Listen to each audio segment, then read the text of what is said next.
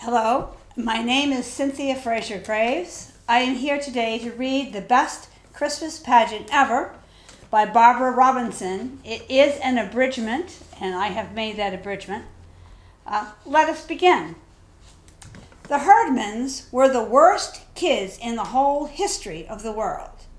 They lied and stole and smoked cigars, even the girls, and talked dirty and cussed their teachers, and took the name of the Lord in vain, and set fire to Fred Schumacher's old broken-down tool house.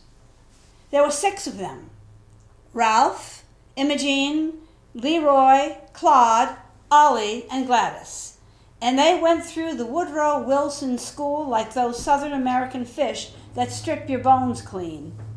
They went around town the same way, stealing things and tearing things up and whamming kids, so it was hard to get away from them.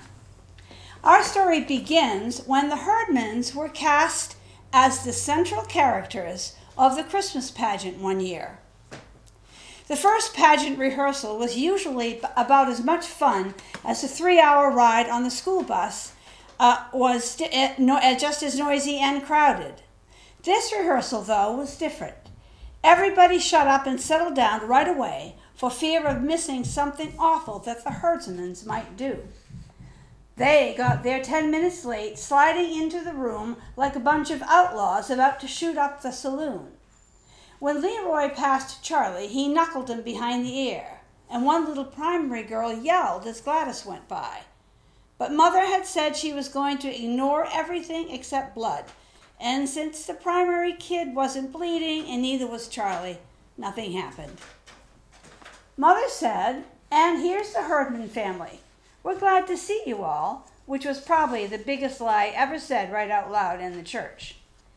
Imogene smiled, the Herdman smile, we called it sly and sneaky, and there they sat, the closest thing to criminals that we knew about, and they were going to represent the best and most beautiful. No wonder everyone was so worked up. Mother started to separate everyone into angels and shepherds and guests at the inn, but right away she ran into trouble.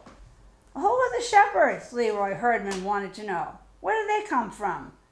Ollie Herdman didn't even know what a shepherd was, or anyway, that's what he said. "What was the inn?" Claude asked. "What's an inn?" "It's like a motel," somebody told him, "where people go to spend the night." "What people?" Claude said. "Jesus?" "Oh, honestly," Wendell Wilkinson grumbled, "Jesus wasn't even born yet. Mary and Joseph went there." "Why?" Ralph asked. "What happened first?" Imogene hollered at my mother. "Begin at the beginning." That really scared me, because the beginning would be the book of Genesis, where it says, "in the beginning," and if we were going to have to start with the book of Genesis, we never get through. The thing was, the Herdmans didn't know anything about the Christmas story. They knew that Christmas was Jesus' birthday, but everything else was news to them. The shepherds, the wise men, the star, the stable, the crowded inn. It was hard to believe, at least it was hard for me to believe. Alice Wendelkin said she didn't have any trouble believing it. "How would they find out about the Christmas story?" she said. "They don't even know what a Bible is. Look what Gladys did to that Bible last week." While Imogene was snitching money from the collection plate in my class, Gladys and Ollie drew mustaches and tails on all the disciples in the primary grade illustrated Bible. "They never went to church in their whole life till your little brother told them we got refreshments," Alice said. "And all you ever hear about Christmas in school is how to make ornaments out of aluminum foil. So how would they know about the Christmas story?" She was right. Of course, they might have read about it, but they never read anything but Amazing Comics. And they might have heard about it on TV, except that Ralph paid 65 cents for their TV at a garage sale, and you couldn't see anything on it unless somebody held on to the antenna. Even then you couldn't see much. So they just didn't know. And Mother said that she had better begin by reading the Christmas story from the Bible. Now this was a pain in the neck to most of us, because we knew the whole thing backward and forward and never had to be told anything except who we were supposed to be and where we were supposed to stand. "Joseph and Mary, his espoused wife, being great with child—" "Pregnant!" yelled Ralph Herdman. Well, that stirred things up. All the big kids began to giggle, and all the little kids wanted to know what was so funny, and Mother had to hammer on the floor with a blackboard pointer. "That's enough, Ralph," she said, and went on with the story. "I don't think it's very nice to say Mary was pregnant," Alice whispered to me. "But she was," I pointed out. In a way, though, I agreed with her. It sounded too ordinary. Anybody could be pregnant. "Great with child" sounded better from Mary. "I'm not supposed to talk about people being pregnant." Alice folded her hands in her lap and pinched her lips together. "I'd better tell my mother." "Tell her what?" "That your mother is talking about things like that in church. My mother might not want me to be here." I was pretty sure she would do it. She wanted to be Mary, and she was mad at Mother. I knew, too, that she would make it sound worse than it was.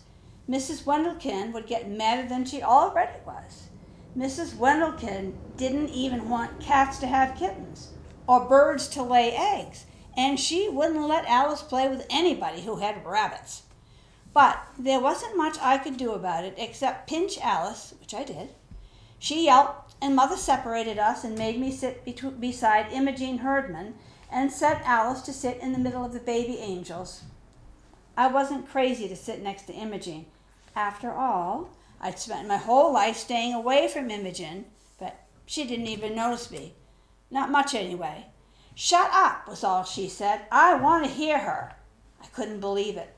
Among other things, the Herdmans were famous for never sitting still and never paying attention to anyone. Teachers, parents, their own or anybody else's, the truant officer, the police.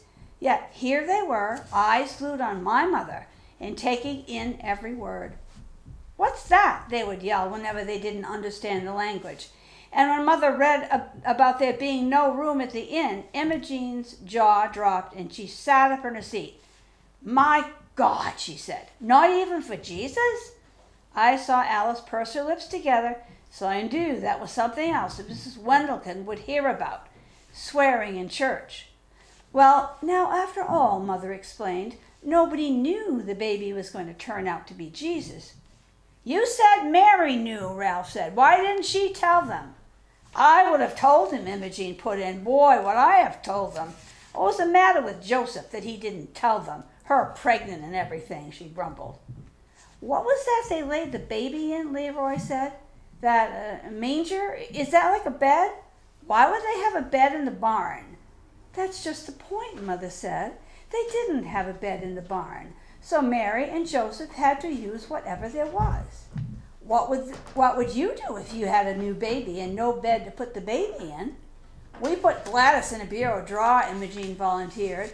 "Well, there you are," Mother said, blinking a little. "You didn't have a bed for Gladys, so you had to use something else." "Oh, we had a bed," Ralph said, "only Ollie was still in it and he wouldn't get out. He didn't like Gladys." He elbowed Ollie. "Remember how you didn't like Gladys?" I thought that was pretty smart of Ollie not to like Gladys right off the bat. "Anyway," Mother said, "Mary and Joseph used a manger.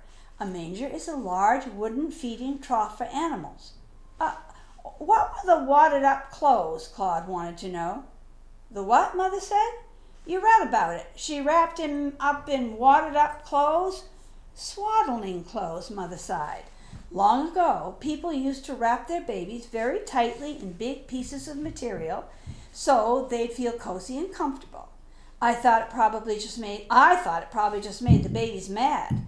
Till then, I didn't know what swaddling clothes were either, and they sounded terrible, so I wasn't too surprised when Imogene got all excited about that.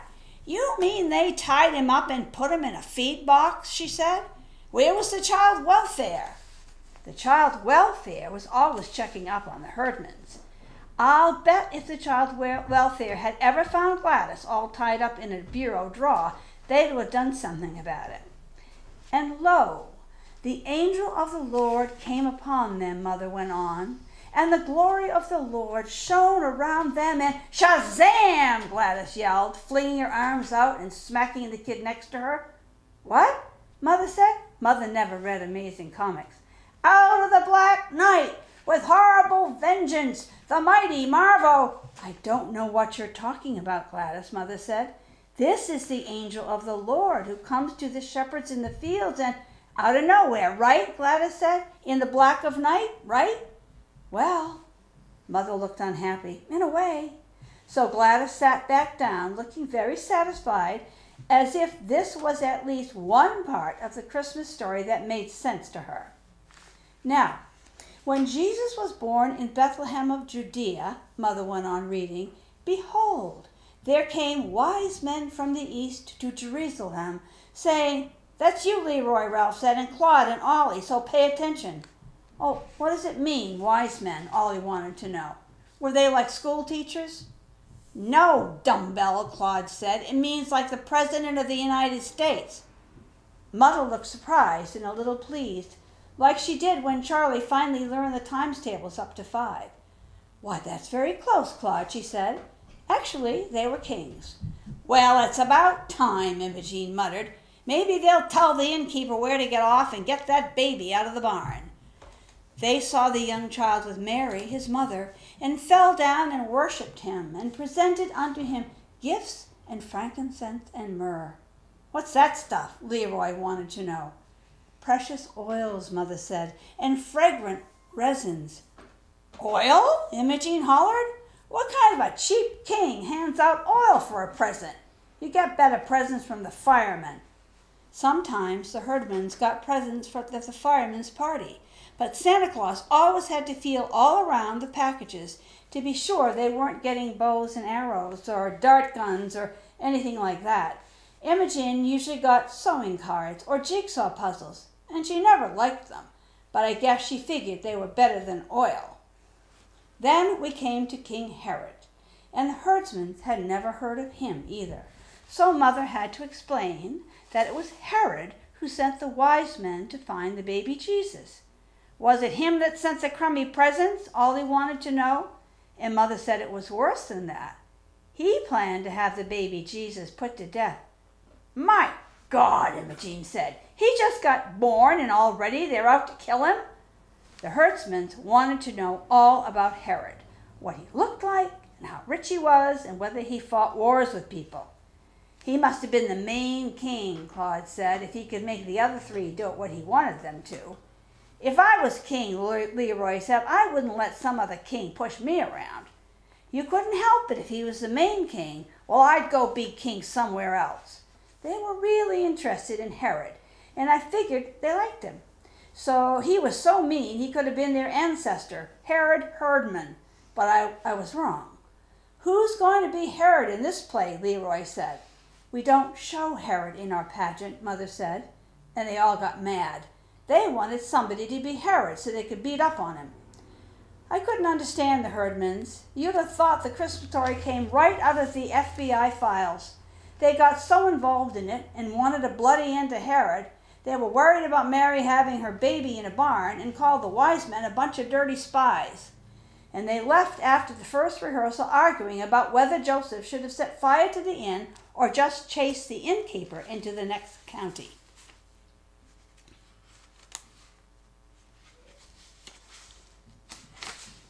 Okay. Since none of the herdsmen had ever gone to church or Sunday school or read the Bible or anything, they didn't know how things were supposed to be. Imogen, for instance, didn't know that Mary was supposed to be acted out in one certain way, sort of quiet and dreamy and out of this world. The way Imogen did it, Mary was a lot like Mrs. Santoro at the pizza parlor. Mrs. Santoro is a big fat lady with a little skinny husband and 9 children, and she yells and hollers and hugs her kids and slaps them around. That's how Imogen's Mary was, loud and bossy. Get away from that baby, she yelled at Ralph, who was Joseph, and she made the wise men keep their distance. The wise men want to honor the Christ child, Mother explained for the 10th time. They don't mean to harm him, for heaven's sake. But the wise men didn't know how things were supposed to be either, and nobody blamed Imogen for shoving them out of the way. You got the feeling that these wise men were going to hustle back to Herod as fast as they could and squeal on the baby out of pure meanness. And they thought about it, too. What if we didn't go home another way, Leroy demanded. Leroy was Melchior. What if we went back to the king and told on the baby where he was and all? He would murder Jesus, Ralph said. Old Herod would murder him. He would not. That was Imogene, with fire in her eye. And since the herdmen fought one another just as fast as they fought everybody else, Mother had to step in and settle everyone down. I thought about it later, and I decided that if Herod, a king, set out to murder Jesus, a carpenter's baby son, he could surely find some way to do it. So when Leroy said, "What if we went back and told on the baby?" it gave you something to think about. No Jesus? Ever? I don't know whether anybody else got this flash. Alice Wendelkin, for one, didn't. "I don't think it's very nice to talk about the baby Jesus being murdered," she said, stitching her lips together and looking sour. That was one more thing to write down on her pad of paper, and one more thing to tell her mother about the herdsmans. Besides the fact that they swore and smoked and stole and all, I think she kept hoping that they would do one great big sinful thing, and her mother would say, "Well, that's that," and get on the telephone and have them thrown out. "Be sure and tell your mother that I can step right in and be Mary if I have to," she told me as we stood in the back row of the angel choir. "And if I'm Mary, we can get the Perkins baby for Jesus. But Mrs. Perkins won't let Imogene Herdman get her hands on him." The Perkins baby would have made a terrific Jesus, and Alice knew it. The way things stood, we didn't have any baby at all. And this really bothered my mother, because you couldn't very well have the best Christmas pageant in history with the chief character missing. We had lots of babies offered in the beginning, all the way from Eugene Sloper, who was new, so he was still red, up to Junior Codhill, who was almost 4. His mother said he could scrunch up. But when all the mothers found out about the herdsmans, they withdrew their babies. "Listen," Imogene said, "I'll get us a baby." "How would you do that?" Mother asked. "I'll steal one," Imogene said. "There's always 2 or 3 babies in carriages outside the A&P supermarket." "Oh, Imogene, don't be ridiculous," Mother said. "You just can't walk off with somebody's baby, you know." I doubt if Imogene did know that. She walked off with everything else. "We just won't worry about a baby anymore," Mother said. "We'll use a baby doll. That'll be better." Imogene looked pleased. "A doll can't bite you," she pointed out, which just went to prove that the herdmans started out mean right from the cradle. Our last rehearsal happened to be the night before the potluck supper, and when we got there, the kitchen was full of ladies in aprons counting out dishes and silverware and making applesauce cake for the dessert.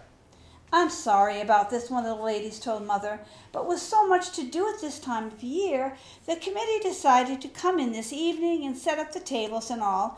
I just hope we won't bother you." "Oh, you won't," Mother said. "We won't be in the kitchen. You won't even know we're here." Mother was wrong. Everybody in that end of town knew we were there before the evening was over. "Now, this is going to be a dress rehearsal," Mother told us all, and right away 3 or 4 baby angels began hollering that they'd forgotten their robes and their wings, and Hobie Carmichael said he didn't have any kind of costume. "Don't worry about costumes," Mother said. "The main point of a dress rehearsal isn't the costumes. The main point is to go right straight through without stopping, and that's what we're going to do, just as if we're doing it for the whole congregation. I'm going to sit in the back of the church and be the audience." But it didn't work that way. The baby angels came in at the wrong place and had to go back out again. And a whole gang of shepherds didn't come in at all for fear of Gladys. Imogene couldn't find the baby Jesus doll and wrapped up a great big memorial flower urn in the blanket and then dropped it on Ralph's foot. And half the angel choir sang "Away in a Manger," while the other half sang "Oh, Little Town of Bethlehem." So we had to start over a lot. "I've got the baby here," Imogene barked at the wise men. "Don't touch him! I named him Jesus." No, Mother came flying up the aisle. "Now, Imogene, you know you're not supposed to say anything. Nobody says anything in our pageant except the angel of the Lord and the choir singing carols. Mary and Joseph and the wise men make a lovely picture for us to look at while we think about Christmas and what it means." I guess Mother had to say things like that, even though everybody knew it was a big lie. The herdsmen didn't look anything like anything out of the Bible. They looked more like trick or treat. I think I ought to tell them what his name is, Imogene said. No, besides, you remember, it wasn't Mary who named the baby. I told you, Ralph whacked Imogene on the back. I named him. Joseph didn't name the baby either, Mother said. God sent an angel to tell Mary what his name should be. Imogene sniffed. Well, I would have named him Bill. Alice Wendelkin sucked in her breath, and I could hear her scratching down on a pad of paper that Imogen Herdman would have called the baby Jesus Bill. What angel was that? Ralph wanted to know. Was that Gladys? No, Mother said. Gladys is the angel who comes to the shepherds with the news. Yeah, Gladys said. Unto you a child is born, she yelled at the shepherds. Unto me, Imogene yelled back at her. Not them, me. I'm the one who had the baby. No, Mother sat down on a front pew. That just means that Jesus belongs to everybody. Unto all of us a child is born. Now, she sighed, let's start again. Why didn't they let Mary name her own baby? Imogene demanded. What did that angel do? Just walk up and say, name him Jesus? Yes, Mother said, because she was in a hurry to get finished. But Alice Wendelkin had to open her big mouth. I know what the angel said, Alice piped up. She said, his name shall be called Wonderful, Counselor, Mighty God, Everlasting Father, the Prince of Peace. I could have hit her. My God, Imogene said, he'd never get out of the first grade if he had to write all that. There was a big crash at the back of the church as if someone had dropped all the collection plates. But it wasn't the collection plates. It was Mrs. Hopkins, the minister's wife, dropping a whole tray of silverware. I'm sorry, she said. I was just passing by and I thought I'd take a peek. Would you like to sit down and watch the rehearsal, Mother? No, Mrs. Hopkins couldn't seem to get her eyes off Imogen. I'd better go check on the applesauce cake. You didn't have to say that, I told Alice. All that about wonderful, everlasting Father and all. Why not? Said Alice, patting her hair. I thought Imogen wanted to know. By that time, everyone was hot and tired, and most of the baby angels had to go to the bathroom, so Mother said we would take a 5-minute recess, and then we'll start over, she said, looking sort of hopeless. And we'll go right straight through, without stopping, won't we? Well, we never did go right straight through. The 5-minute recess was a big mistake because it stretched to 15 minutes, and Imogen spent the whole time smoking cigars in one of the johns in the ladies' room. Then Mrs. Homer McCarthy went to the ladies' room and opened the door and smelled something funny and saw some smoke, and she ran right to the church office and called the fire department. We were singing Angels We Have Heard on High when what we heard was the fire engine pulling up on the lawn of the church, with the siren blaring and red lights flashing. The firemen hurried in and made us all go outside, and they dragged a big hose in the front door and went looking for a fire to put out. The street was full of baby angels crying, and shepherds climbing all over the fire truck, and firemen, and all the ladies on the potluck committee and the neighbors who came to see what was going on, and Reverend Hopkins, who ran over from the parsonage in his pajamas and his woolly bathrobe. Nobody knew what had happened, including the Herdmans, but I guess they figured that whatever it was, they had done it, so they left. Why in the world did you call the fire department? Mother asked Mrs. McCarthy when she finally heard this whole story. Because the ladies' room was full of thick smoke. It couldn't have been, Mother said. You just got excited. Didn't you know it was cigar smoke? Mrs. McCarthy stared at her. No, I didn't. I don't expect to find cigar smoke in the ladies' room of the church. She whirled around and marched back to the kitchen. Well, Reverend Hopkins arrived looking unhappy. The whole church is in an uproar, he said. Do you think we should call off the pageant? Certainly not, Mother said. By that time, she was mad too. Why, it's going to be the best Christmas pageant we've ever had. Of all the lies she told so far, that was the biggest. But you had to admire her. It was like General Custer saying, bring on the Indians. Maybe so, Reverend Hopkins said. I'm just afraid that nobody will come to see it. He was wrong. Everybody came to see what the Herdmans would do.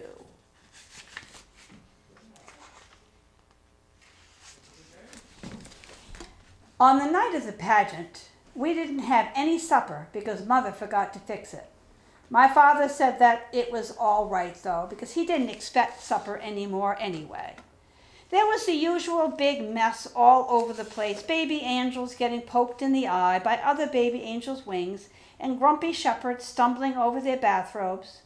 The spotlight swooped back and forth and up and down till it made you sick at your stomach to look at it. And as usual, whoever was playing the piano pitched Away in a Manger so high we could hardly hear it, let alone sing it. My father says Away in a Manger always starts out sounding like a closet full of mice anyway. But everything settled down, and at 7:30 the pageant began. While we sang Away in a Manger, the ushers lit candles all around the church, and the spotlight came on to be the star. So you really had to know the words to Away in a Manger because you couldn't see anything. After that, we sang 2 verses of O Little Town of Bethlehem.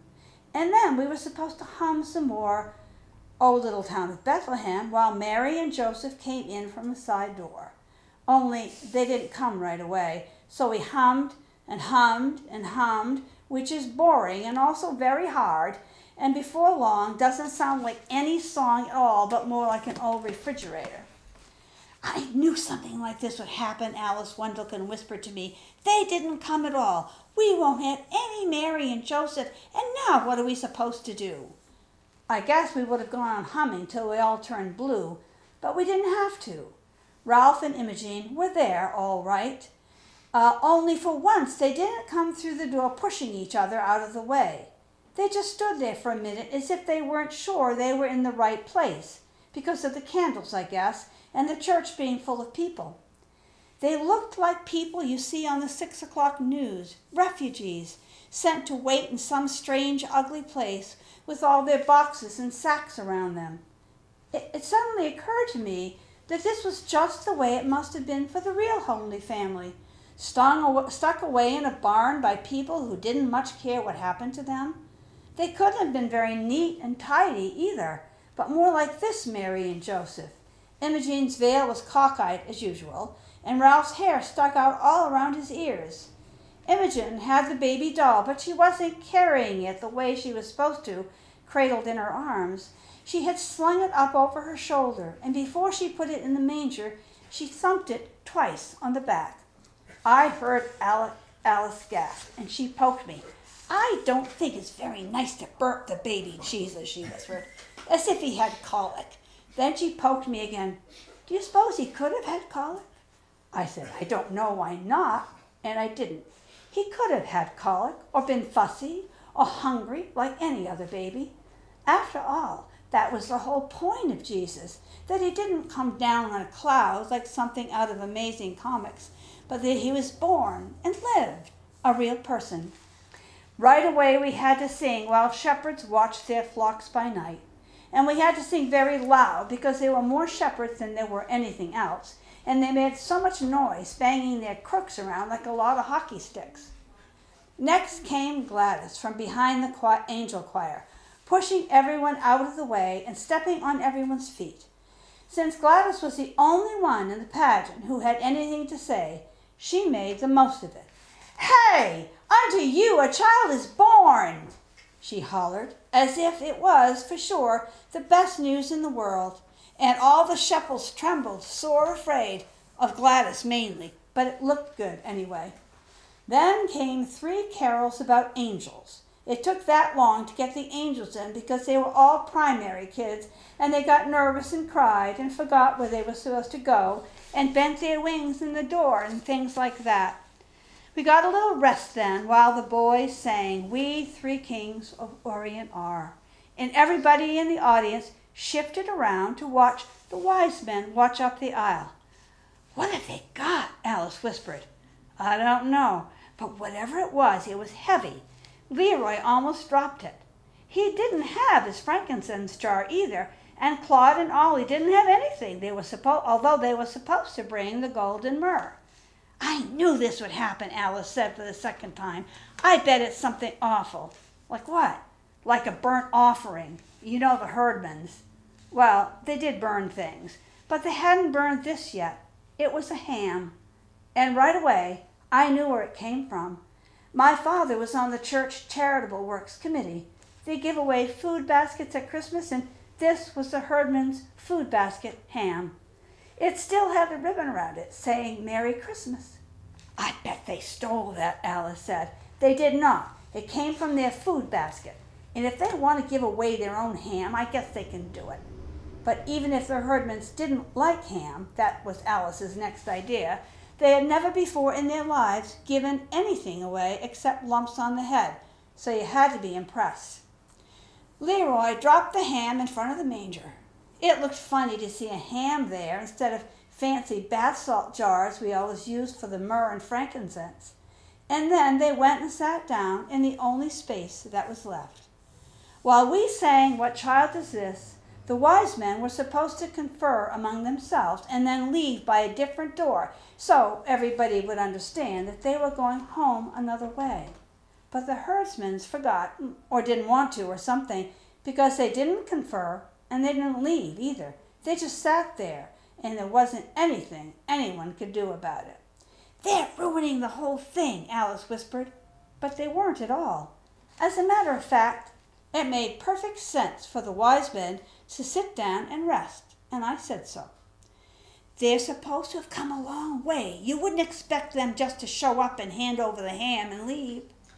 As for ruining the whole thing, it seemed to me that the herdsmen had improved the pageant a lot, just by doing what came naturally, like burping the baby, for instance, or thinking a ham would make a better present than a lot of perfumed oil.